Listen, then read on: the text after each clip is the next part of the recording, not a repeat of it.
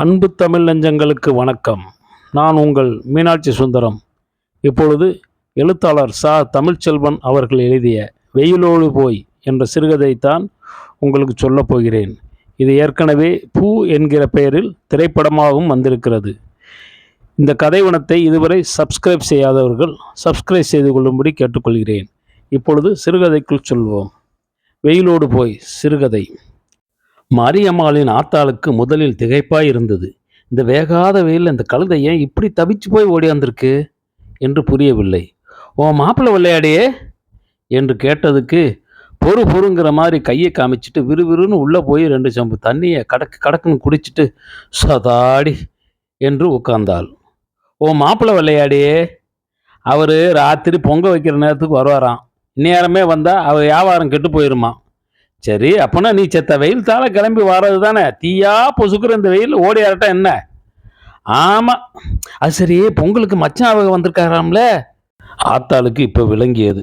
அவளுடைய மச்சான் ஆத்தாளின் ஒரே தம்பியின் மகன் தங்கராசு இன்னைக்கு நடக்கிற காளியம்மன் கோயில் பொங்கலுக்காக டவுன்லேருந்து வந்திருக்கான். அது தெரிஞ்சுதான் கழுது இப்படி ஓடியாந்திருக்கு. மதியம் கஞ்சி குடிச்சு கிளம்பியாடியே என்று கேட்டதுக்கு கழுதை இல்லை என்கவும் ஆத்தா கஞ்சி ஊற்றி முன்னால் வைத்து குடிக்க சொன்னாள். உடம்பெல்லாம் காஞ்சி போய் காதில் கழுத்தில் ஒன்றுமே இல்லாமல் கருத்து போன அவளை பார்க்க ஆத்தாளுக்கு கண்ணீர் தான் மாலை மாலையாக வந்தது. தங்கராசு மச்சானுக்குத்தான் மாரியம்மா என்று சின்ன பிள்ளையிலே எல்லோருக்கும் தெரிஞ்சதுதான். கள்ளம் போலீஸ் விளையாட்டிலிருந்து காட்டில் கள்ளிப்பழம் பிடுங்க போகிற வரைக்கும் 2 பேரும் எந்நேரமும் ஒன்றாவே தான் அலைவார்கள். கடைசிக்கு இப்படி ஆகி போச்சே என்று ஆத்தாளுக்கு ரொம்ப வருத்தம். எப்படியெல்லாமோ மகளை வச்சு பார்க்கணும்னு ஆசைப்பட்டுக்கிட்டு இருந்தாள். பேச்சை மாற்றுவதற்காக அண்ணன் எங்கத்தா என்று கேட்டாள். நீங்கள் 2 பேரும் வருவீங்க, அரிசி சோறு காய்ச்சணும்ட்டு அரிசி பொறுப்பு வாங்கியாரம்னு டவுனுக்கு போனான். கஞ்சியை குடித்து விட்டு சீனி அம்மாளை பார்க்க விரைந்தாள் மாறி. சீனி அம்மாள் தான் மச்சான் வந்திருக்கிற செய்தியை டவுனுக்கு தீப்பெட்டி ஒட்டப்போன பிள்ளைகள் மூலமாக மாரியம்மாளுக்கு சொல்லிவிட்டது. செய்தி கேள்விப்பட்டதிலிருந்தே அவள் ஒரு நிலையில் இல்லை. உடனே ஊருக்கு போகணும் என்று ஒத்த காலில் நின்றாள். ஆனால் அவள் புருஷன் உடனே அனுப்பிவிடவில்லை.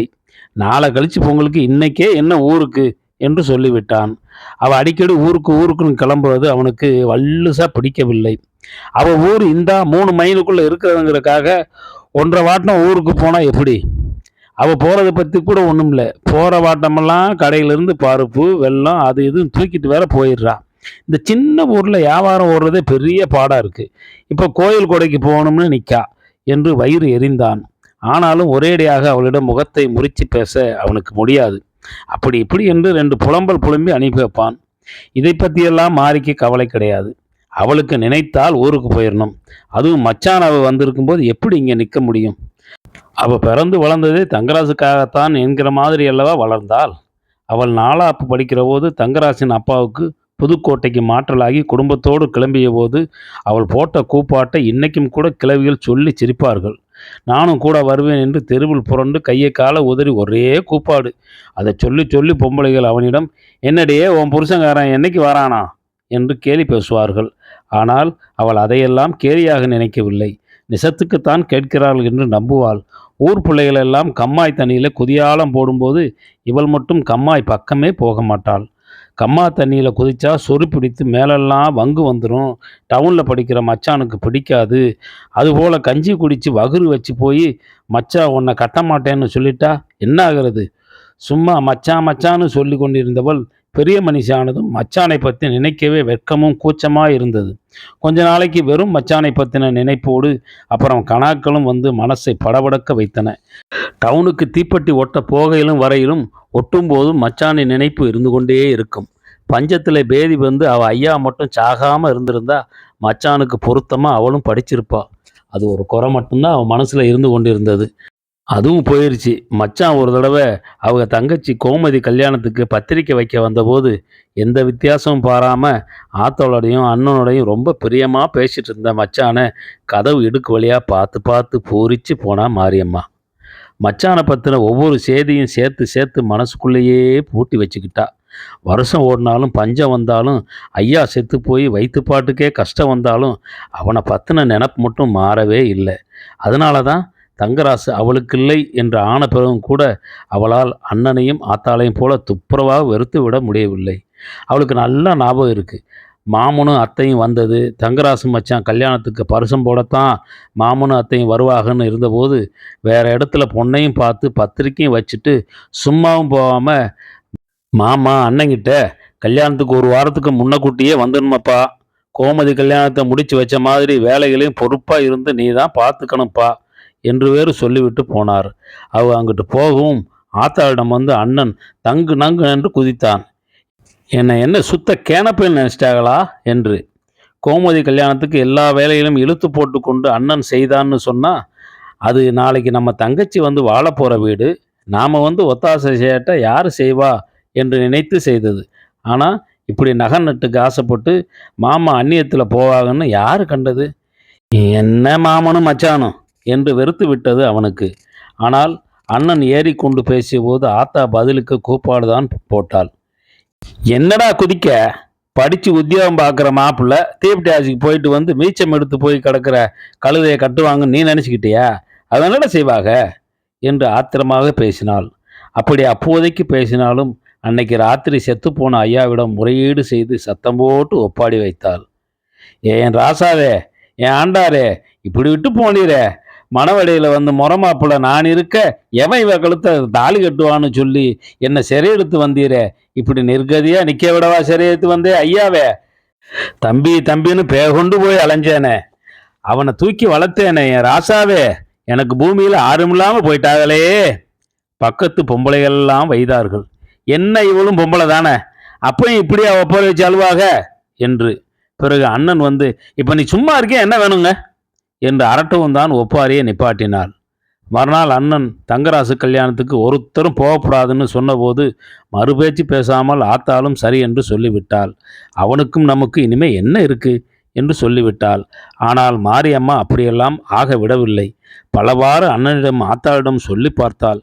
ஒன்றும் மசியாமல் போக கடைசியில், நீங்கள் யாரும் மச்சான் கல்யாணத்துக்கு போகலன்னா நான் நாண்டுக்கிட்டு செத்துருவேன் என்று ஒரு போடு போட்டதும் சரி என்று அண்ணன் மட்டும் கல்யாணத்துக்கு போய் வந்தான்.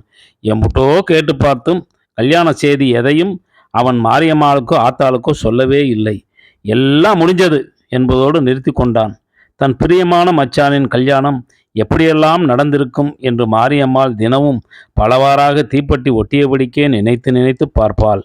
எங்கிட்டு இருந்தாலும் நல்லா இருக்கட்டும் என்று கண்ணிறைய மனசு துடிக்க வேண்டிக் கொள்வாள். தங்கராசு கல்யாணத்துக்கு போயிட்டு வந்த அண்ணன் சும்மா இருக்கவில்லை. அலைஞ்சி பிறக்கி இவளுக்கு மாவில்பட்டிலேயே ஐயா வழியில் சொந்தமான பையனை மாப்பிள்ளை பார்த்து விட்டான். சின்ன வயசில் நாகலாபுரத்து நாடார் ஒருத்தர் கடையில் சம்பளத்துக்கு இருக்க மெட்ராஸுக்கு போய் வந்த பையன் மாரியம்மளோடு 4 பவுன் நகையை விற்று மாவில்பட்டியிலே ஒரு கடையும் வைத்து கொடுத்து விட்டான்.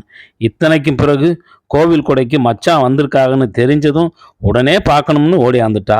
அவங்க எப்படி இருக்காக, அந்த அக்கா எப்படி இருக்காக, மச்சானும் அந்த அக்காலும் நல்ல பிரியமாக இருக்காங்களான்னு பார்க்கணும் அவளுக்கு. ஆனால் வந்த உடனே மச்சானையும் அந்த அக்காளையும் பார்க்க கிளம்பி விடவில்லை. மத்தியான நேரம் சாப்பிட்டு செத்த கண்ணா செந்திருப்பாக என்று இருந்து விட்டு சாயந்தரமாக போனாள்.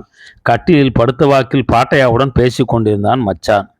கும்புரே மச்சான் என்று மனசு படபடக்க சொல்லிவிட்டு உள்ளே போனாள். தங்கராசன் அப்பத்தாலும் அந்த அக்காலும் அடுப்படியில் வேலையாக இருந்தார்கள். பொன்னாத்தா இவளை பிரியத்துடன் வரவேற்றாள். அந்த அக்கா ரொம்ப லட்சணமாக இருந்தார்கள். நகை நட்டு ரொம்ப போட்டிருப்பாகன்னு பார்த்தா அப்படி ஒன்று காணோம், கலட்டி வச்சிருப்பாக என்று நினைத்து கொண்டான். ரொம்ப பிரியம் நிறைந்த பார்வையுடன் அந்த அக்காளுடன் வாஞ்சையோடு பேசினாள் மாரியம்மா. பேசிட்டு இருக்கேன் இந்த வாரேன்னு பொன்னாத்தா கடைக்கு ஏதோ வாங்க போகும் மாரியம்மா அந்த அக்காளிடம் இன்னும் நெருங்கி கிட்ட உட்கார்ந்து 2 கைகளையும் பாசத்தோடு பற்றி கொண்டாள். ரகசியமான அதே சமயம் ரொம்ப பிரியம் பொங்கிய குரலில், எக்கா மாசமாக இருக்கீங்களா என்று ஆர்வத்துடன் கேட்டாள். பட்டென்று அந்த அக்கா ஒரு நெடிப்புடன், ஆமாம் அது ஒன்றுக்குத்தான் கேடு இப்போ என்று சொல்லிவிட்டாள். மாரியம்மாளுக்கு தாங்க முடியவில்லை. அதை சொல்லும்போது லேசான சிரிப்புடன் தான் அந்த அக்கா சொன்னாலும் அந்த வார்த்தைகளில் ஏறி இருந்த வெறுப்பும் சூடும் அவளால் தாங்க முடியாததாக, இதனால் வரையிலும் அவள் கண்டிராததாக இருந்தது. ஒரு ஏனத்தை கழுவுற சாக்கில் வீட்டின் பின்புறம் போய் உடைந்து வருகிற மனசை அடக்கி கொண்டாள். உள்ளே மச்சான் அவங்க பேச்சு குரல் கேட்டது. மாரியம்மா போயிட்டாளா என்று உள்ளே வந்த மச்சான் அந்த அக்காளிடம், காப்பி குடிச்சிட்டியா ஜானு என்று பிரியமாக கேட்டதும் படக்குன்னு அந்த அக்கா, ஆகாக ரொம்ப அக்கறைப்பட்டு குப்புற விழுந்துடாதீங்க என்று சொல்லிவிட்டது. ரொம்ப மெதுவான தொண்டையில் பேசினாலும் அந்த குரல் இறுகி போய் வெறுப்பில் வெந்து கொதிக்கிறதா இருந்தது. வெளியே நின்றிருந்த மாரியம்மாளுக்கு தலையை வலிக்கிற மாதிரியும் காய்ச்சல் வர மாதிரியும் படபடவென்று வந்தது. கழுவுன ஏனத்தை அப்படியே வைத்துவிட்டு பின்புறமாகவே விறுவிறுவிறென்று வீட்டிற்கு வந்து படுத்து கொண்டாள். ஆத்தாளும் அண்ணனும் கேட்டதுக்கு மண்டை அடிக்கி என்று சொல்லிவிட்டாள்.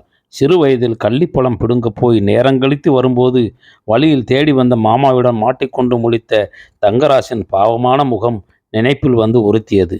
தண்ணியை குடித்தும் அடங்காமல் நெஞ்சு எரிகிற மாதிரி இருந்தது. அந்த அக்காளின் வீட்டில் நகை நட்டு குறையாக போட்டதுக்காக தங்கராசின் அம்மா ரொம்ப கொடுமைப்படுத்துகிறாளாம் என்று சீனி அம்மா சொன்னதும், அந்த அக்காள் கொடும் வெறுப்பாக பேசினதும் நினைப்பில் வந்து இம்சைப்படுத்தியது. எல்லாத்துக்கும் மேலே அந்த வார்த்தைகளது வெறுப்பின் ஆழம் தாங்க முடியாத வேதனையை தந்தது. ராத்திரி ஊரோடு கோயில் வாசலில் பொங்கல் வைக்கப் போயிருந்தபோது இவ மட்டும் படுத்தே கிடந்தாள். ஒவ்வொன்றாக சிறு வயதில் அவனோடு பழகினது, ஐயாவை பற்றி, ஆத்தாளை பற்றி, அண்ணனை பற்றி, எல்லோரும் படுகிற பாட்டை பற்றி, அந்த அக்காளை பற்றி நினைக்கக்கூட பெரும் துன்பமாய் இருந்தது. குமரி கொண்டு வந்தது மனசு. ராத்திரி நேரங்கழித்து அவ புருஷன் வந்தான். 2 நாளாய் நல்ல வியாபாரம் என்றும், தேங்காய் மட்டுமே 32 காய் வித்திருக்கு என்றும், பொறிகடலை தான் கடைசியில் கேட்டவளுக்கு இல்லை என்றும் சொல்ல வேண்டியிருந்ததாக போச்சு என்றும் உற்சாகமாக ரொம்ப நேரம் பேசி கொண்டிருந்தான்.